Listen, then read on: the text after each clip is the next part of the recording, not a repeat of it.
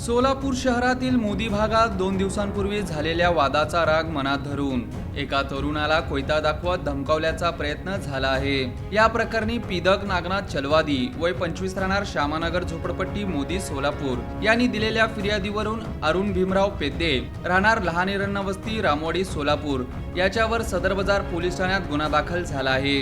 फिर्यादी हे 18 जून रोजी एका चायनीजच्या गाड्यावर गेले असता तिथे त्यांचा वाद झाला। याच वादाचा राग मनात धरून आरोपी याने फिर्यादीवर हल्ला करण्याचा प्रयत्न केला। त्याला आईस्क्रीम पार्लर जवळ गाठले। दिनांक 20 जून रोजी दुपारी 3 वाजण्याच्या सुमारास पीदक चलवादी हे त्यांच्या बहिणीसोबत इरणा वस्तीकडे जात होते, तेव्हा आरोपीने पीदक यांच्या अंगावर लोखंडी कोयता घेऊन मारण्यासाठी धावून गेला अशा आशयाची फिर्याद दिली आहे।